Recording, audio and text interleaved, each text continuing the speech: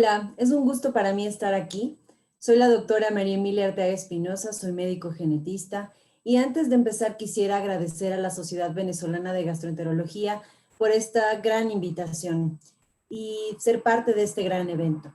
Vamos a hablar el día de hoy de un tema poco tocado en algunas veces, pero muy importante y que tiene una trascendencia en el rol de la enfermedad hepática.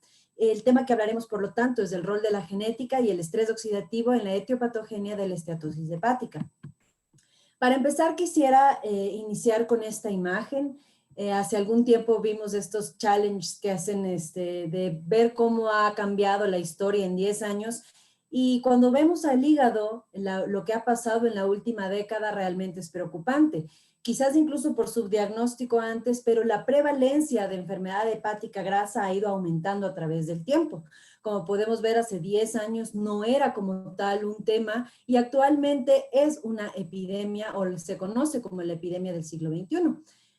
Y por eso es muy importante que topemos este tema un poco más a profundidad. Pero también tenemos que saber qué ha pasado en estos últimos 10 y 20 años cuando hablamos de la genética. Hace una década comenzamos con toda la explotación de la secuenciación del ADN y esto nos trajo mucha nueva información, pero actualmente sabemos que muchas de las herramientas que vamos a tener en cuanto a la terapéutica y en cuanto al manejo de enfermedades precisamente están en nuestra información genética. Y entonces es la ciencia dentro de la medicina que más avances ha tenido en los últimos años y por lo tanto ahora debe ser considerada dentro del espectro clínico y el manejo de la enfermedad. En esta pantalla, no crean que es un error, quisiera que ustedes imaginen que cada uno de estos píxeles corresponde a un nucleótido que forma nuestra secuencia de ADN. El punto clave aquí es que nuestro ADN tiene 3 billones de estos nucleótidos que lo conforman y aproximadamente en este material genético vamos a tener alrededor de 20,000 genes que van a estar codificando para diversas proteínas que hacen que nuestro cuerpo funcione como debe o en el caso de que haya alteraciones no funcione como debe. Y para esto es que tenemos que entender la complejidad de la genética o de la información genética dentro de las enfermedades, particularmente de las enfermedades crónico-degenerativas. Y aquí quisiera tocar este punto. Quisiéramos y pensaríamos que la genética pudiera ser algo así de simple. 2 progenitores con diferente material y que al tener descendencia se pueda combinar de una manera o de una proporción casi idéntica. Pero realmente lo que vemos en la genética es algo así. Una variación enorme en la expresión génica que nos va a dar fenotipos completamente diferentes a pesar de provenir, digamos, de progenitores o los mismos progenitores. Y aquí en esta expresión de los genes, en donde vamos a ver la variabilidad en la expresión también de las enfermedades. Y debido a que vamos a hablar de una enfermedad como es la enfermedad hepática grasa, tenemos que tocar el punto fundamental de la enfermedad multifactorial. Cuando yo hablo de enfermedad multifactorial, como su nombre lo explica, me refiero a múltiples factores que inciden en el origen de una patología. La gran mayoría de enfermedades crónico-degenerativas, dígase diabetes mellitus, hipertensión arterial, la misma enfermedad hepática grasa, entran dentro de este grupo de enfermedades, en donde vamos a tener una balanza que va a estar equilibrándose entre la información genética y el ambiente, esta correlación que vamos a tener entre nuestros genes, lo que se nos fue heredado, lo que vino de fábrica, como digo yo, y cómo esto se va a ver regulado por el ambiente. Entonces, este tipo de enfermedades no son como las clásicas conocidas mendelianas, en donde hay un gen en particular que se ve involucrado, sino que van a haber muchos genes, son enfermedades poligénicas, genes que responden a diversas rutas metabólicas que van a estar involucrados en la aparición de esta enfermedad. Obviamente, la parte genética o la información genética no la podemos controlar. No controlamos ni lo que nos heredaron ni lo que vamos a heredar. Y por otro lado, en esta balanza vamos a tener el ambiente, que como ustedes ven es quien tiene más peso en la manifestación de la enfermedad multifactorial. Cuando hablo de ambiente me refiero a todo lo externo que va a modificar la expresión de estos genes. Aquí vamos a tener los hábitos, es decir, el tipo de alimentación, si es que hay sedentarismo o no, el estrés oxidativo, del cual hablaremos un poco más como parte de esta plática, y que el punto central aquí es que este ambiente sí se puede controlar. Entonces, aunque no tengamos o no podamos ejercer realmente un cambio en la información genética, sí podemos ejercer un cambio en la expresión de este material genético.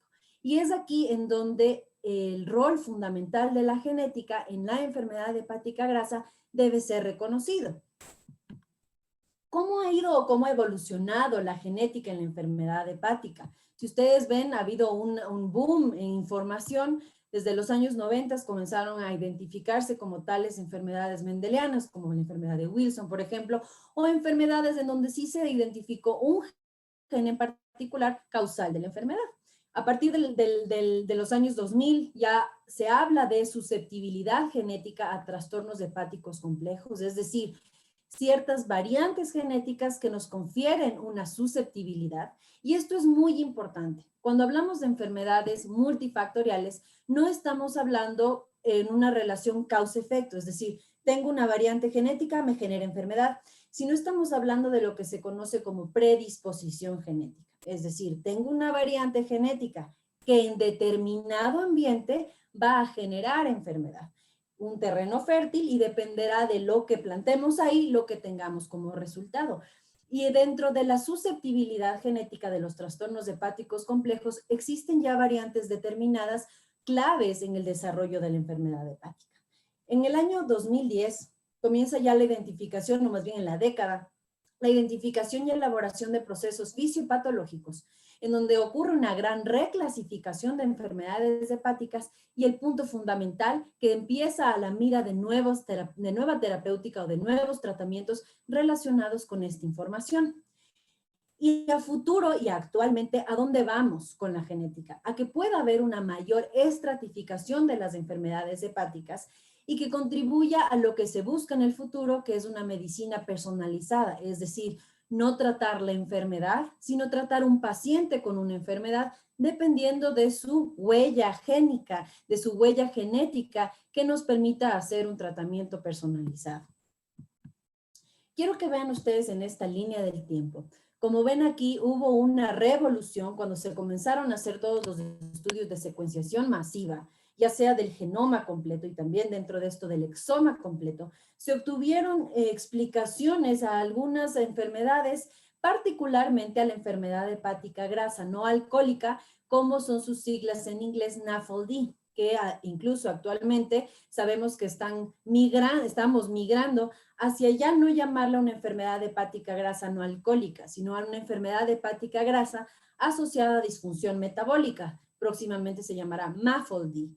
Pero, ¿qué se encuentra en esta revolución de la secuenciación? Que existen variantes genéticas que van a explicar la heredabilidad de esta patología en particular. Dentro de estas, y la veremos un poco más a profundidad en un momento, la variante PNPLA3, pero también están otras variantes de las cuales mencionaremos y que particularmente nos van a conferir riesgo, es decir, predisposición a desarrollar una enfermedad. Como ustedes pueden ver aquí, los odds ratio, es decir, cuántas veces más riesgo nos van a dar. Incluso al tener una variante pueden ser de 3 veces más o 2 veces más o un poco más allá del 1.2 cuando hablamos de riesgo de padecer una enfermedad. Es decir, son variantes de susceptibilidad. Cuando hablamos de enfermedad hepática grasa, por lo general vamos a tener como dos vertientes. Se atribuye ya sea a alcohol, es decir, la esteatosis hepática alcohólica, o nos vamos a ir hacia la esteatosis hepática no alcohólica. Pero realmente esto juega un papel, no es tan dicotómico como quisiéramos. Y particularmente aquí quiero hablar del estrés metabólico y que ha llevado a la nueva clasificación que comento de MAFLD. Y es que existen todos estos factores que están trabajando en conjunto para el desarrollo de la enfermedad. Sabemos que hay estos factores dietéticos, ambientales, como el alcohol, la dieta, el sedentarismo, etcétera, que están involucrados en la etiología de la enfermedad. Pero, ¿por qué no ocurre en todas las personas? Solo de un 10 a un 20% de pacientes que beben alcohol o que tienen sobrepeso van a desarrollar progresión de la enfermedad, es decir, irnos hacia una esteatohepatitis o fibrosis o cirrosis y en el último de los casos irnos a un hepatocarcinoma. Si es que únicamente los factores ambientales fueran los que contribuyen en la progresión, pues tendríamos una relación causal y estaríamos hablando de que todas las personas con cierto índice de masa corporal van a desarrollar progresión, pero eso no ocurre. Y entonces es aquí donde los factores genéticos toman una gran relevancia en la etiología. Quizás van a ser quienes nos resuelvan por qué algunos sí y más que todo cómo identificar quiénes sí van a progresar.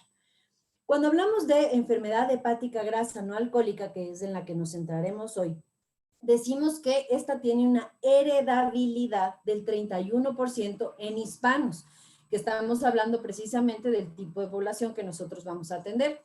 Cuando hablamos de heredabilidad, no quiere decir herencia. La heredabilidad es la proporción de la variación fenotípica, la que vemos, que es debida a la variación genética total, es decir, qué porcentaje de la enfermedad se debe a información genética.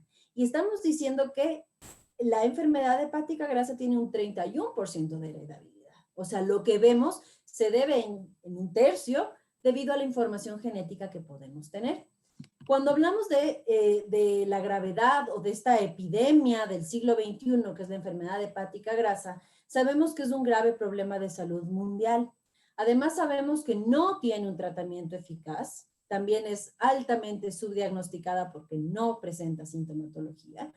Sabemos que es un punto clave en el tratamiento de la modificación del estilo de vida, es decir, la ingesta calórica reducida y el ejercicio son quienes más impacto tienen en una evolución favorable en la enfermedad. Pero aquí hay un punto fundamental y es que sabemos que hay una clave interacción gen-dieta. Es decir, la dieta puede generar una expresión diferente de los genes que modulen la progresión de la enfermedad. Y es importante entonces comprender cómo el decir hagamos dieta y ejercicio no es únicamente como esta frase redundante porque mejora la salud, sino que tenemos que comprender que la dieta influye en vías moleculares específicas, modifica la expresión génica y proteica y puede modular el desenlace clínico. Entonces, cuando nos referimos a que hay que cambiar la dieta, nos estamos refiriendo a mucho más que un hábito saludable, sino incluso al cambio de las vías moleculares que están inmersas en una enfermedad.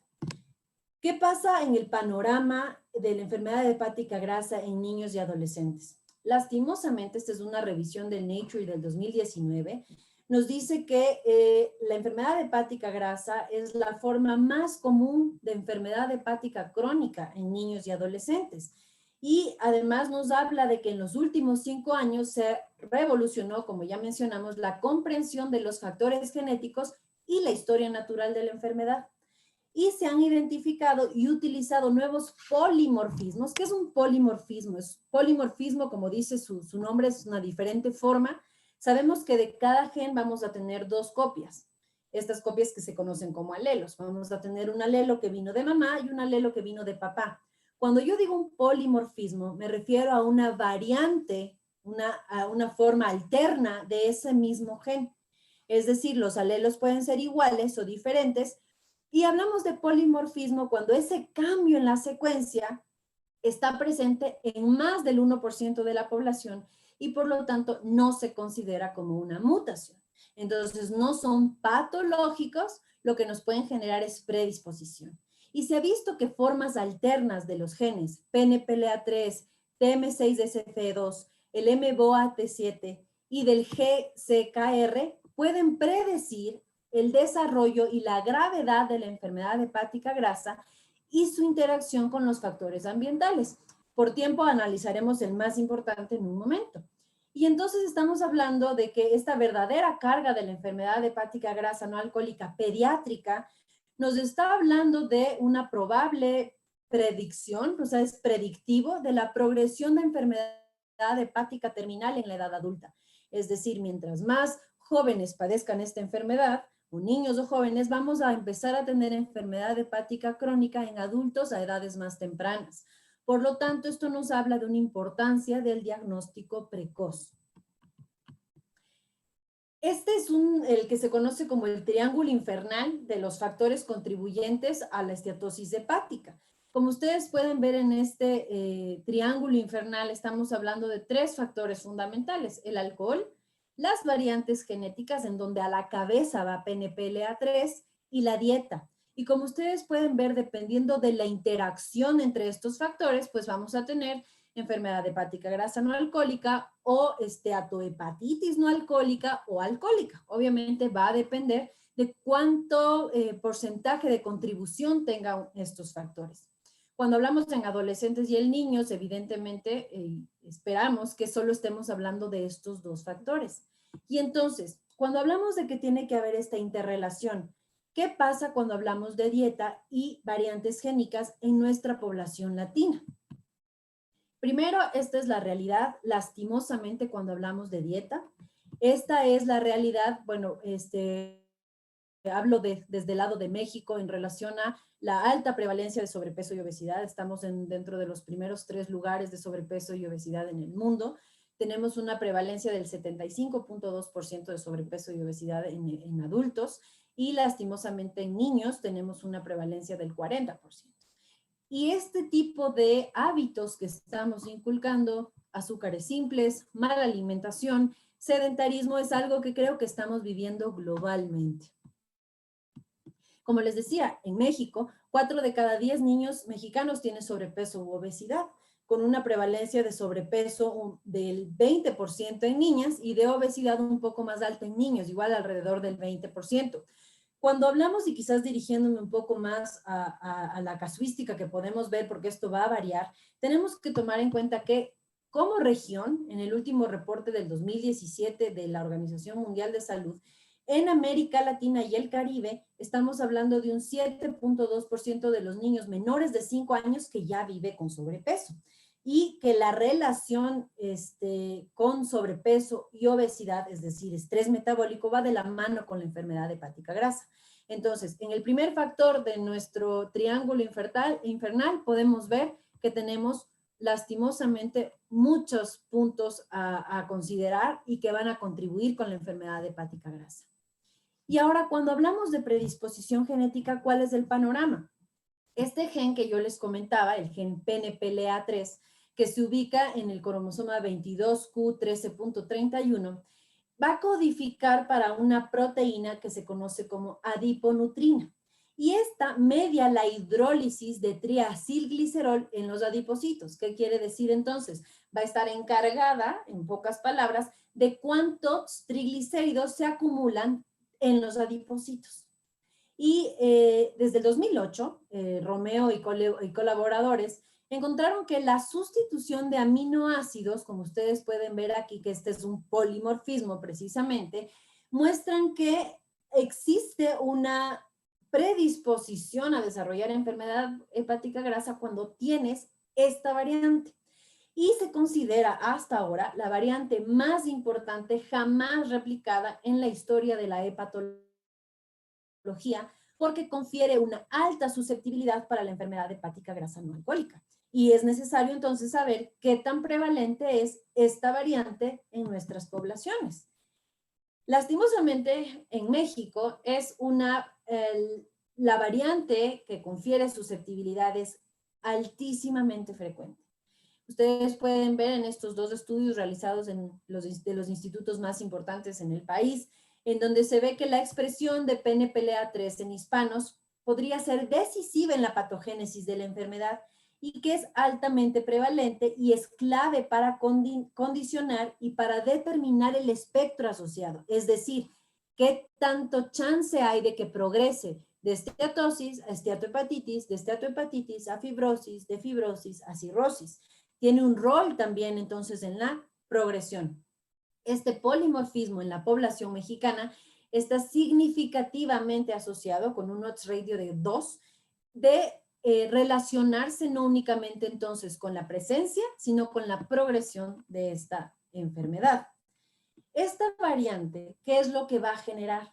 Va a provocar un 70% más de contenido de lípidos hepáticos. Entonces, si es que uno tiene esta variante, pues vas a acumular mayor cantidad de lípido intracelular y por lo tanto confiere un riesgo de 3 veces mayor de padecer necrosis, inflamación y fibrosis. Como les decía, es altamente prevalente en poblaciones europeas, pero particularmente en hispanas. Cuando se ha hecho estos estudios en población mexicana, lo que se ha resuelto es que el 89% de los pacientes con enfermedad hepática grasa tienen el alelo de riesgo. Recuerdan que hablábamos que siempre tenemos dos alelos, dos copias, una de mamá, una de papá. Cuando se ha visto en pacientes mexicanos con enfermedad hepática grasa, el 89% de los pacientes tienen al menos una de las variantes, una de sus copias con la variante. El 54.7%, es decir, más de la mitad, tienen sus dos copias con la variante. Y esto les da 3.8 veces más riesgo de esteatohepatitis y 2.3 veces más riesgo de padecer fibrosis hepática. Y eso no es lo único, sino que también confiere un riesgo de 12 veces más para desarrollar cáncer hepatocelular en comparación con los controles sanos. Entonces, no estamos hablando únicamente de una variante poblacional, sino una variante de susceptibilidad, de presencia de enfermedad y progresión de enfermedad. Y este gen tiene una característica que lo hace muy especial y es lo que se conoce como interacción gen-nutrición. Este gen, esta expresión del gen se regula nutricionalmente.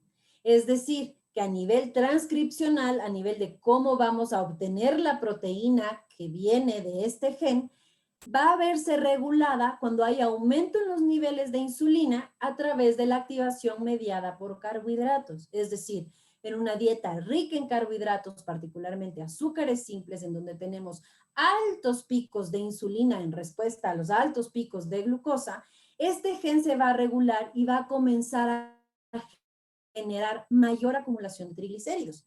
Y esta interacción ambiental, es decir, dieta versus tener o no tener esta variante, es fundamental en la patogenia de esta enfermedad compleja. Podemos ver en esta imagen, cuando una persona tiene la variante, digamos, normal, vamos a tener una ingesta de carbohidratos, vamos a tener evidentemente una respuesta con insulina y vamos a tener la presencia de triglicéridos y es normal que dentro del hepatocito vayamos a tener gotículas de grasa. Pero ¿qué pasa cuando hay el cambio por metionina? Lo que vamos a tener es que la persona, al tener una ingesta de carbohidratos, va a generar una gran cantidad de acumulación de triglicéridos. ¿Qué pasaría si esta persona que tiene la variante tiene una dieta controlada y que no sea rica en carbohidratos? A pesar de tener la variante, no va a desarrollar como tal la enfermedad. A eso nos referimos con que el reconocer estas variantes genéticas forma parte también del tratamiento porque podemos reconocer cómo un factor externo puede modificar la expresión de un gen. Entonces, cuando hablamos de todos los potenciales modificadores genéticos de la enfermedad hepática grasa, vamos a tener que considerar más de una ruta metabólica involucrada en esta enfermedad. Genes que influyen en el metabolismo de la glucosa y de la sensibilidad a la insulina, evidentemente. Genes que alteran el manejo de ácidos grasos y la acumulación de triglicéridos, como PNPLA3, pero también los genes modificadores del estrés oxidativo y de la respuesta a endotoxinas. También los genes que podrían influir en la fibrosis hepática o de la fibrogénesis hepática. Entonces, dentro del estudio de genes o genético de múltiples candidatos, como ustedes pueden ver, la lista es larga. ¿Y qué va a pasar? Y aquí quisiera entrar un poco más en el segundo tema, y es el rol del estrés oxidativo en la enfermedad hepática. Tenemos la hipótesis de múltiples hits en el origen de la enfermedad hepática grasa. ¿Por qué? Porque sabemos que no es únicamente un evento el que permite que se desencadene la enfermedad, porque es una enfermedad compleja. Dentro de estos hits, sabemos que el número uno, y ya sea de manera periférica periférica o central, va a ser la resistencia a la insulina. La resistencia a la insulina es la piedra, el eje por el cual rotan todos los componentes del síndrome metabólico. Pero en un segundo hit, en un segundo golpe que nos permite el origen de la enfermedad, vamos a tener el estrés oxidativo, que va a formar parte también o va a tener un rol fundamental en la progresión de la enfermedad. Y hablamos mucho de estrés oxidativo o estrés oxidante, pero ¿qué es realmente el estrés oxidativo? ¿Y qué es realmente un radical libre? Sabemos que los átomos conforman todas las moléculas y biomoléculas de nuestro cuerpo. Y cada átomo tiene en su capa externa 8 electrones que lo mantienen estable. Un radical libre, entonces, va a ser aquel átomo que haya perdido uno de sus electrones en su capa final, lo que se conoce como la regla del octeto, y que automáticamente lo vuelve inestable.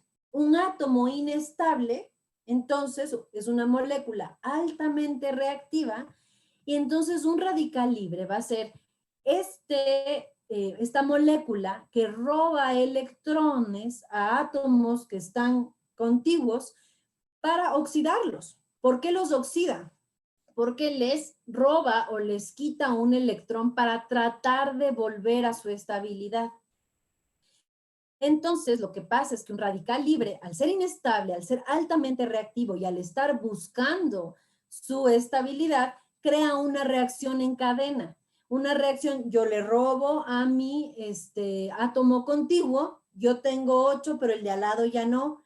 Y si es que eh, átomo se ve atacado, entre comillas, por diferentes radicales libres, comienzan a generar esta reacción que si es que lo vemos desde un átomo y luego lo amplificamos hacia todo un tejido, tenemos un tejido que es altamente reactivo, inestable y que por lo tanto se programa para generar apoptosis, para morir.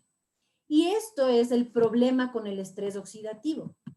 ¿Dónde se producen los radicales libres? Aquí también siempre hemos hablado de radicales libres como enemigos y creo que debemos cambiar un poco ese concepto. La mayor cantidad de radicales libres se producen por la respiración mitocondrial, que es parte básica y fundamental de la generación de energía celular.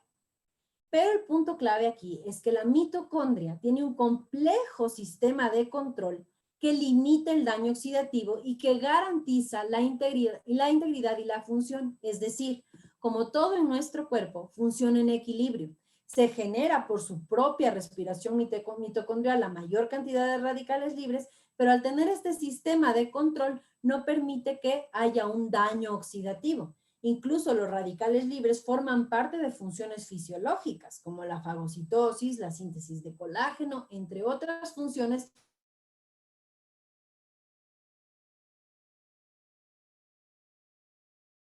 El problema es el estrés oxidativo. ¿Y qué es entonces el estrés oxidativo? El desbalance que va a existir entre oxidantes y antioxidantes. Es decir, este normal equilibrio se va a perder y vamos a tener un exceso de radicales libres en un tejido y este exceso de radicales libres van a generar esta muerte celular. Y aquí un punto clave es que las biomoléculas más susceptibles a oxidación justamente van a ser los lípidos, que son fundamentales para la enfermedad hepática grasa. Cuando una membrana celular se ve alterada y comienza a haber destrucción mitocondrial, se generan, por lo tanto, una respuesta celular propia que activa los mecanismos de apoptosis. Y cuando ocurre la muerte celular, se van a liberar radicales libres que van a oxidar a su vez otros organelos y otras células. Por lo tanto, cuando existe este grave desequilibrio, vamos a tener disfunción mitocondrial, necrosis y apoptosis. ¿Y en qué se va a traducir? Tanto en enfermedades como en envejecimiento, que es una parte normal. Pero las enfermedades van a tener también su gran aporte del estrés oxidativo. Cuando hablamos de enfermedad hepática y estrés oxidativo, sabemos que, ¿qué va a ocurrir? Va a haber aumento de la peroxidación de lípidos, por lo tanto, el desequilibrio va a ser muy grande, vamos a tener una disminución de enzimas del sistema antioxidante propio. Recordemos que nuestro cuerpo cuenta con sistema antioxidante que va a perder la batalla frente al aumento de la peroxidación. Vamos a tener especies reactivas de oxígeno que activan receptores de muerte celular, como ya mencionamos, y vamos a tener cada vez más especies reactivas de oxígeno en cada paso de la progresión. Es decir, se ha visto que tienen una relación lineal en donde en cada paso de mayor gravedad de enfermedad hepática, mayor estrés oxidativo está ocurriendo en esas células. Y aquí viene entonces, me gusta mucho a mí este gráfico, es del Journal of Hepatology de ya algunos años, del 2013, pero que nos estaba hablando de que el origen de la enfermedad hepática grasa no lo podemos ver desde un solo enfoque. Tenemos que tomar en cuenta que existen muchas y varias rutas metabólicas que van a estar involucradas en el origen de la enfermedad. Y aquí ellos hacen justamente una comparación con lo que se conoce como diafonía, que es un término utilizado cuando se habla de circuitos. Cuando parte de las señales consideradas perturbadoras de un circuito aparecen en otro circuito que se considera perturbado, es decir, que hay conexión y la alteración en un circuito altera al siguiente y que todos van a estar relacionados en la etiología de la enfermedad. Entonces, no podemos dejar de lado todos los integrantes de este origen en la enfermedad, de los cuales ya hemos hablado de algunos. La parte de predisposición genética, el rol del estrés oxidativo, la dieta y la alimentación. Aquí obviamente también entra la presencia o no presencia de disbiosis, entre muchas otras que forman parte de esto. Pero el punto aquí clave es que el engranaje que hace que todos estos circuitos estén conectados es la información genética. Por lo tanto, debemos conocerla para saber cómo se va a estar manifestando en la parte clínica. Aquí ustedes pueden ver que en base a estos diferentes mecanismos involucrados en el origen de la enfermedad hepática, se han propuesto o tenemos terapias establecidas y potenciales enfocadas a cada una de las rutas metabólicas. Es decir, el tratamiento, además de tener el eje central con dieta y ejercicio, que ya sabemos que se refiere a mucho más en cuanto al impacto que tiene que valerse de posibles adyuvantes en el tratamiento. Si es que sabemos todos los que van a estar involucrados, las diferentes rutas que van a originar la enfermedad hepática grasa, como ustedes pueden ver, entran dentro de los potenciales terapéuticos, pues los antioxidantes. Hay muchos estudios con ácido alfa-lipoico, con silimarina no tanto, pero sí con silibina, que es su complejo más activo. Hemos visto estudios con vitamina E, hemos visto estudios con diferentes tipos de antioxidantes que pueden tener un impacto en reducir el estrés oxidativo, por lo tanto el daño, y dentro de estos vamos a tener pues probióticos, prebióticos, la regulación del efecto incretina, entre muchos otros. Lo que quisiera que veamos aquí es que como hay tantos circuitos involucrados, la terapéutica también tiene que contar con diferentes ejes para poder brindar un tratamiento integral. Y dentro de estos, como les mencionaba, van a estar los antioxidantes que lo que hacen es donar electrones a los radicales libres que se encuentran inestables y por eso se considera como factible una línea de utilización dentro de la terapéutica. Y aquí, y casi ya para terminar, viene la pregunta entonces, ¿se deben o no se deben realizar estudios genéticos y cuándo? Las guías nos dicen que es prudente hacer un genotipo de las variantes bien caracterizadas como parte del abordaje diagnóstico para la enfermedad hepática grasa. ¿Por qué? Porque el reconocer que existen estas variantes nos van a permitir dos cosas. Primero, brindar un riesgo individualizado y segundo, estratificar el riesgo. Además, nos puede ayudar a tomar medidas preventivas. El doctor Aldo Torre, uno de los mayores hepatólogos en México, él dice que el buscar la variante de PNPLA3 debería estar en el tamiz neonatal, sabiendo que la prevalencia es tan alta en hispanos y que confiere tanto riesgo en desarrollar esta enfermedad, pues sin duda cumpliría los objetivos de una prueba de tamizaje. Porque identificar el riesgo a una edad temprana puede permitirnos disminuir los riesgos modificables. Por ejemplo, la reducción de carbohidratos e ingesta de azúcares en individuos que ya sabemos que tienen el genotipo de esta variante de PNPLA3 nos va a conducir a resultados clínicos más efectivos y más que todo evitar la progresión. En México la enfermedad hepática tiene el lugar número 4 en mortalidad. Por lo tanto, deberíamos tener un enfoque que involucre los estudios genéticos. ¿Por qué? Porque el abordaje que deberíamos tener en conjunto es nutrigenómico y nos hemos enfocado mucho en la parte nutri y hemos dejado de lado la parte genómica. Si es que nosotros tenemos claro el impacto que tiene la parte nutricional, pero a su vez podemos identificar cuáles son los genes que ya se conocen, quiénes tienen estas variantes, podríamos tener un abordaje con precisión y realmente llevar a una medicina personalizada.